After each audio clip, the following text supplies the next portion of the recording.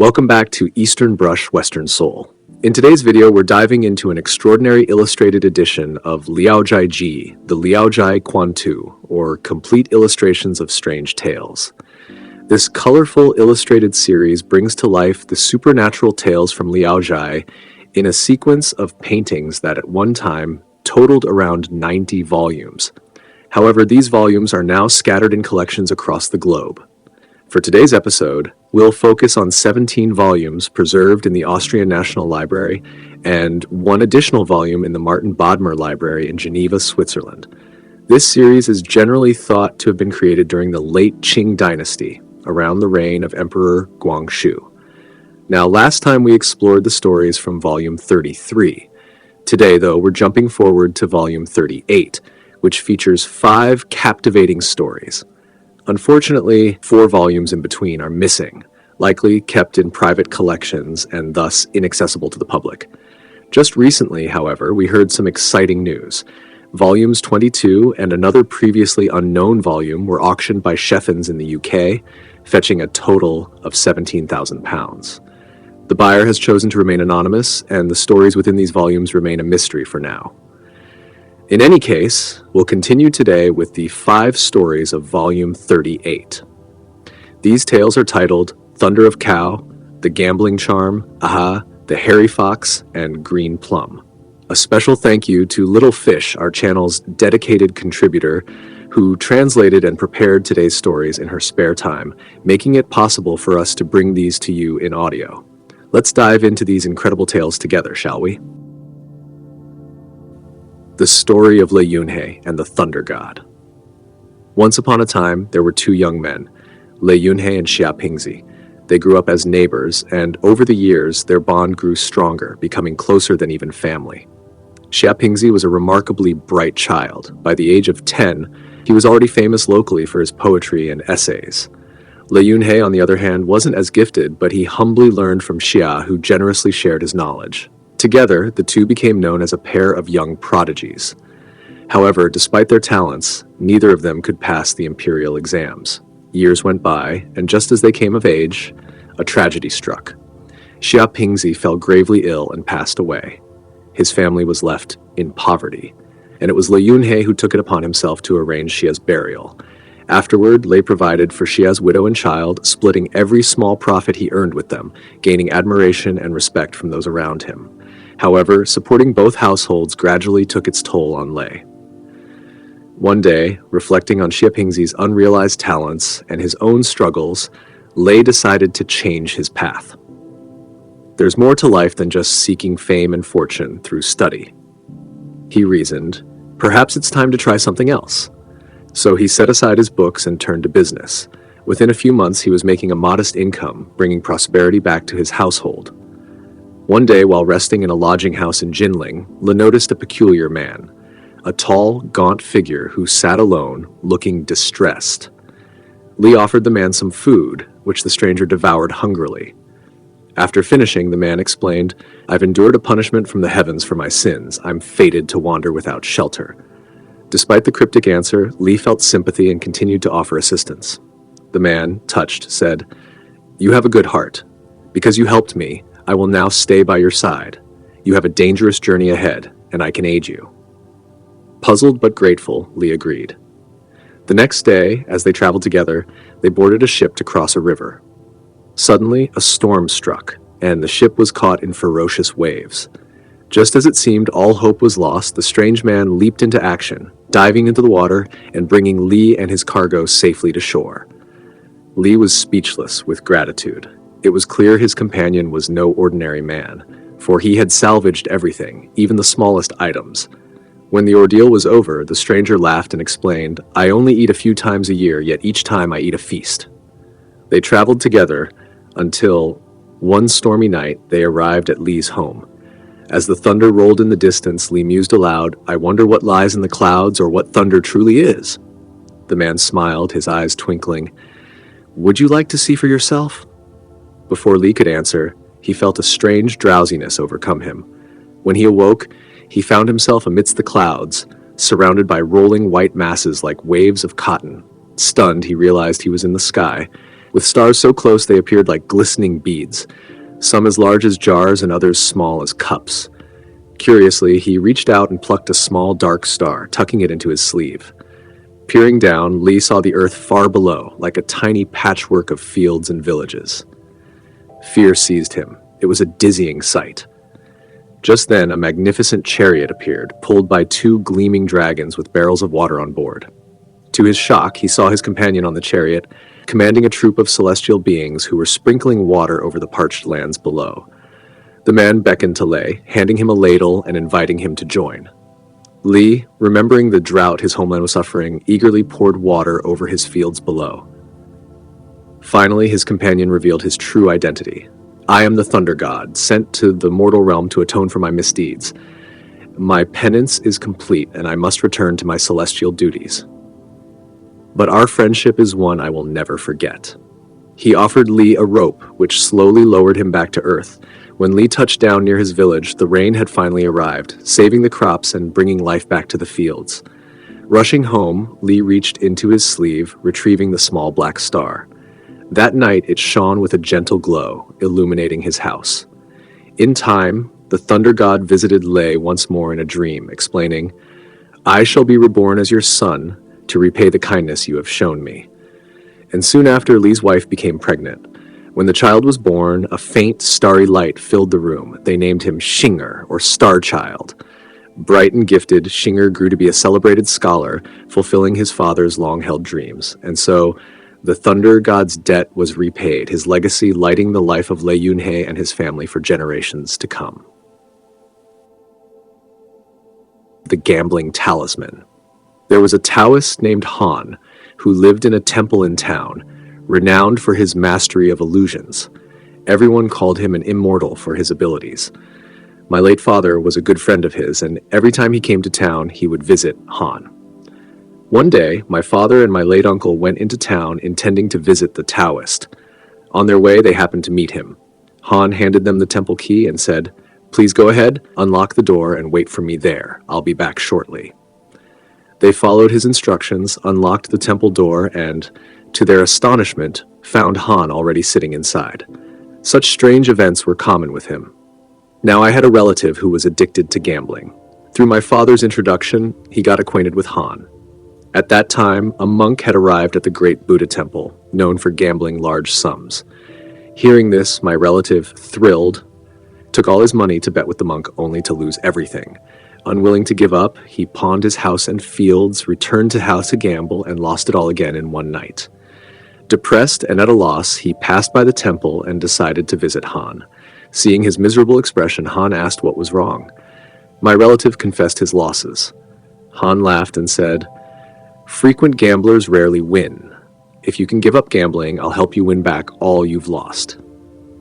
My relative, desperate, promised, "If I can win it all back, I'll smash the dice to pieces myself." With a smile, Han drew a talisman on paper, instructing him to wear it around his waist. He cautioned, "Stop as soon as you've won back what you lost. Don't get greedy." Han also lent him 1,000 coins to start with, on the condition that he would repay them after winning. Buoyed by hope, my relative returned to the monk. The monk looked at his coins, sneered at the small amount, and didn't want to bet, but my relative insisted on gambling just one round. Amused, the monk agreed. My relative bet the entire 1,000 coins on a single throw. The monk tossed the dice but got no winning result. My relative threw the dice and won immediately. Then the monk doubled the bet to 2,000, and again my relative won. With each round, the stakes increased, and each time my relative's dice came up winning, even when the odds were against him. In no time, he had won back all the money he had previously lost. Greedy for more, he thought he might as well win a few thousand extra and continued gambling. But now, his luck turned and he began losing. Confused, he checked his belt and realized the paper talisman was gone. Alarmed, he stopped at once and returned to the temple with his winnings. After repaying Han the 1,000 coins, he calculated his net gain, finding it matched exactly what he had originally lost. He apologized to Han for losing the talisman. Han chuckled. "The talisman was already back in my possession. I warned you not to get greedy, but you didn't listen, so I reclaimed the talisman." The third story. Jing Xang from Wendeng was well known since childhood. He lived close to Chen Sheng, with only a short wall separating their studies. One evening, as Chen Sheng passed by a desolate ruin, he heard the sound of a woman crying in the pine forest. As he approached, he saw a strip of cloth hanging from a branch. Concerned that she might do something foolish, he asked her what was wrong. The woman wiped her tears and replied, "My mother has gone far away and entrusted me to a brother from another family. Unexpectedly, he has a wolf's heart and cannot support me for life. Being this lonely, I might as well die." After saying this, she began to cry again. Chen Sheng hurriedly untied the cloth from around her neck and urged her to marry someone. The woman, fearing she wouldn't find a reliable person, agreed to stay temporarily at Chen Sheng's home. When they returned home, Chen Sheng lit a lamp and, upon seeing the woman, was overjoyed to discover how beautiful she was. He wanted to share the bed with her, but the woman vehemently resisted, and their arguing drew attention from next door. Hearing the commotion, Jing Xang jumped over the wall to see what was happening. When Chen Sheng saw Jing Xang arrive, he let the woman go. As soon as she saw Jing Xang, she gazed at him intently, staring for a long time before turning and running away. The two men chased her for a while, but she disappeared without a trace. Jing Xang returned home, closed the door, and was just about to go to bed when the woman emerged from the inner room, smiling brightly. Jing Xang, surprised, asked her how she had come in. The woman replied, "Chen Sheng is not a reliable person. You cannot entrust your life to him." Jing Xang was delighted to hear this and asked her name. The woman said, "I come from the Qi state. My surname is Qi, and my childhood nickname is A Xia." Jing Xang and the woman chatted playfully, and she did not refuse him, soon sharing the same bed. Jing Shang's study often had friends coming and going, while Axia always hid in the inner room. After a few days, Axia said, "I will leave for a few days. There are too many people here, and I feel constrained and restless. From now on, I will only come at night." Jing Shang asked, "Where is your home?" She replied, "Not far from here." After saying this, she left early and indeed returned at night. Their feelings for each other deepened. A few days later, Axia said to Jing Shang, "Although we are in love, it's still just a fleeting relationship. My father is an official in the western frontier, and tomorrow I will go with my mother to report to them. Once I have the chance, we can be together for the rest of our lives." Jing Shang asked, "How long will we be apart?" The girl replied, "About 10 days." After she left, Jing Shang thought that just staying in the study was not a long-term solution. Moving back home made him worry about his wife's jealousy of Axia. He figured that it would be better to divorce his wife. Once he made up his mind, he began to insult his wife whenever he saw her. Unable to bear his abuse, she cried and felt as if she wanted to die. Jing Shang said, "If you die, you'll still drag me down. Just go back to your parents' house."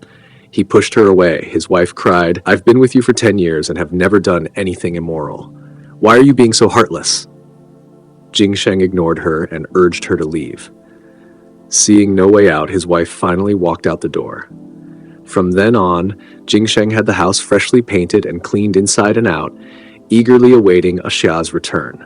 However, he did not receive any news from her, as if she had disappeared without a trace.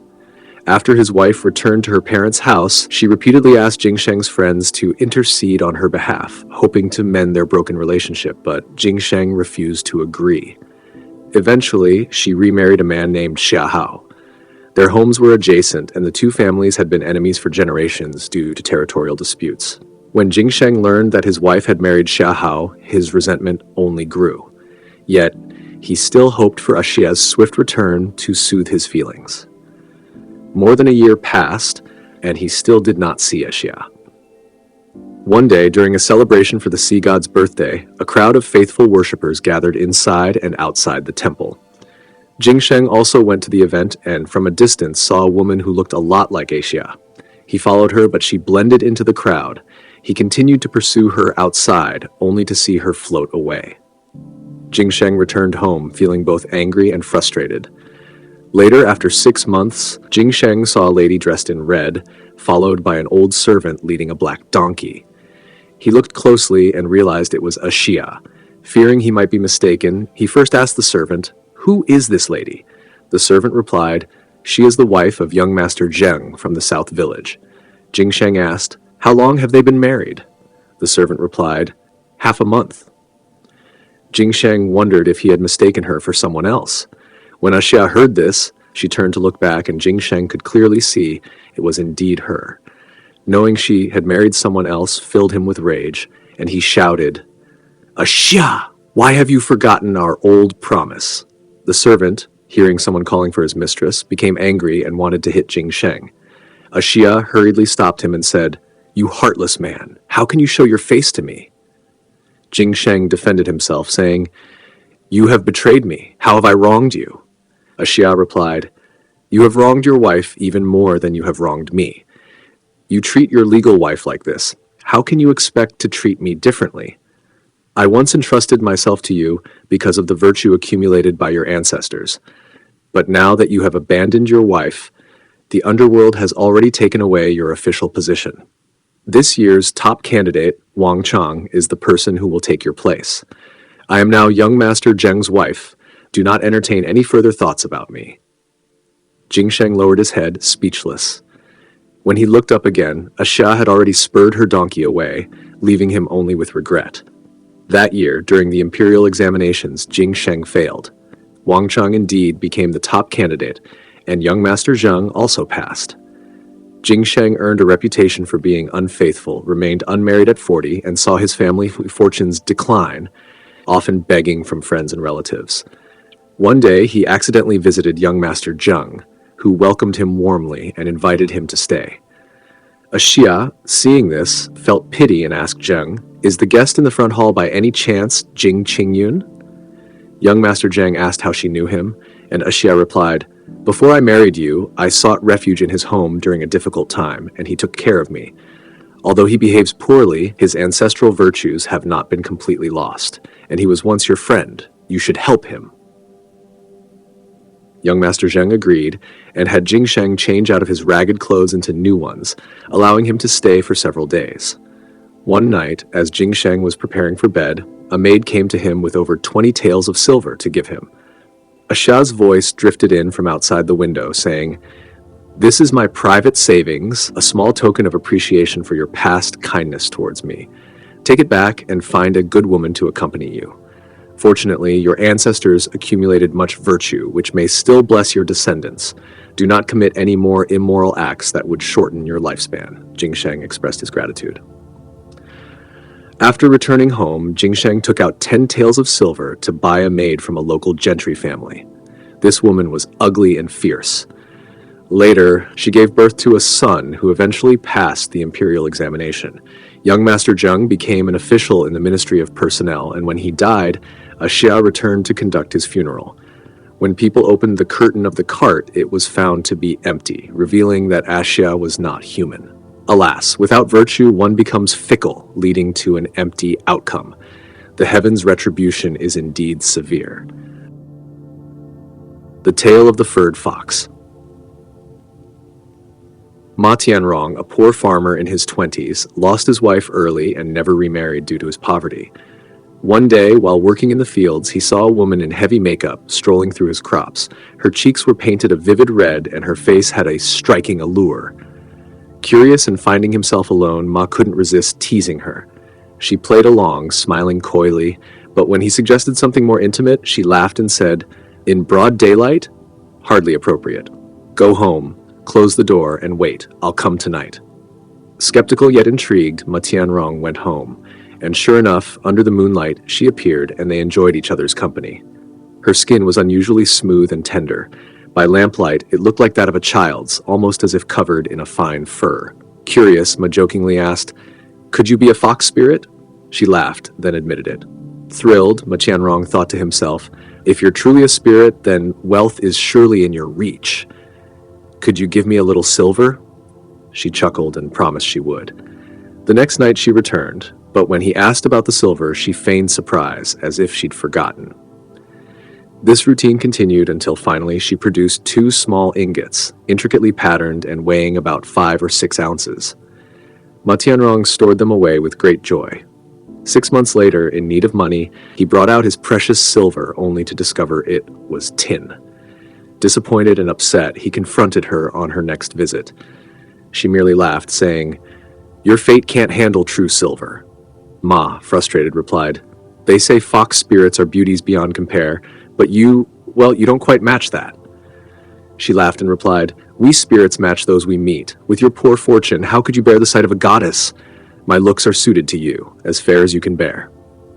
Months later, she brought him 3 ounces of silver and said, "You've asked many times, but silver was not your fate. Soon a matchmaker will come with a proposal.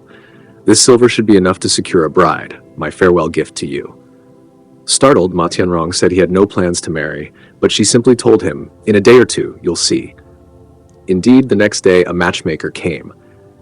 Ma, cautious, insisted on seeing the woman first, and through a series of pretexts, the matchmaker arranged for Ma to glimpse her from afar. Seeing only her face, he thought she was suitable and agreed to the marriage. But on the wedding day, his joy turned to horror. His bride was concave-chested, hunched, and had such large feet they stuck out from her wedding robes. Only then did he realize the fox spirit's words had been no jest. Shi Yishi, the tale's chronicler, mused, "A fox spirit's appearance may mirror the one who meets her." Her words about fate indeed seem wise. For those who seek status and beauty, it is not merely a matter of asking. Only generations of good deeds grant one the virtue to deserve beauty and good fortune. Those who believe in karmic balance will not consider this sentiment strange. The Story of Qing Mei, a tale from the 38th volume, 5th story. Once upon a time, there lived a scholar named Cheng in Nanjing, a man of open and independent spirit, unbound by conventional norms. One evening, as he returned home and loosened his belt, he felt a curious weight pulling down at the end of it.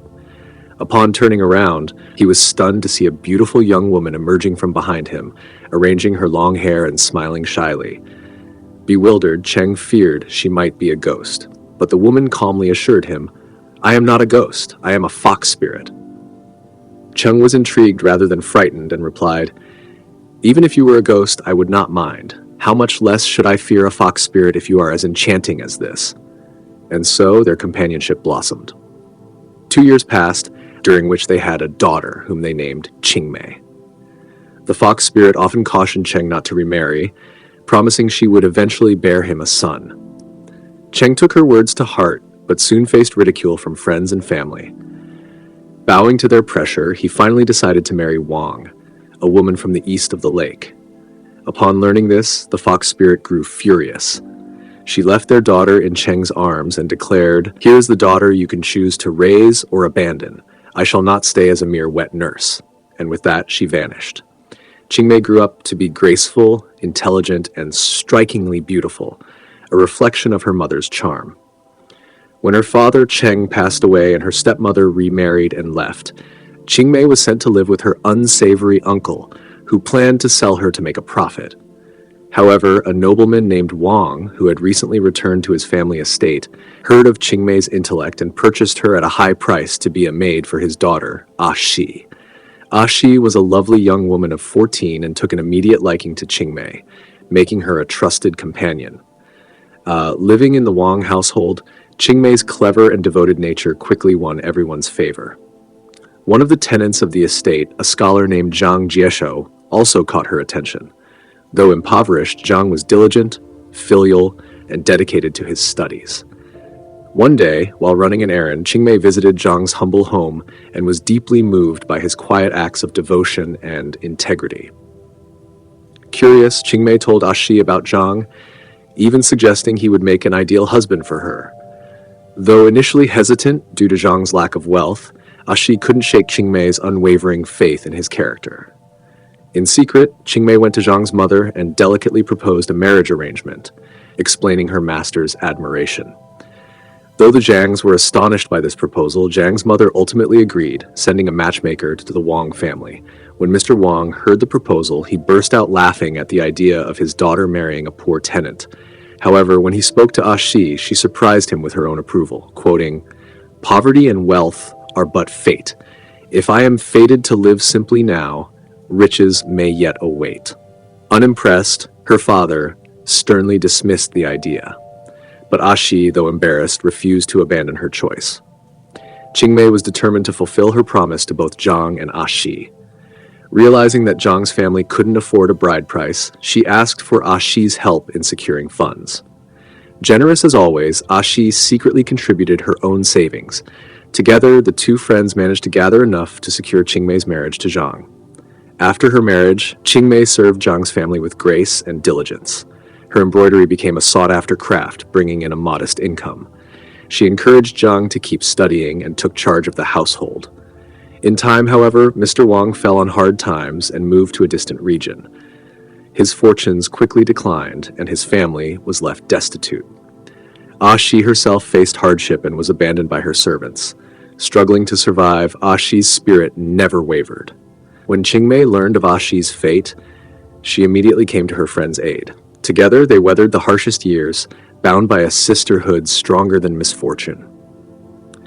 Through Qing Mei's dedication and Zhang's efforts, their lives improved, and they helped restore some semblance of comfort to Ashi's life.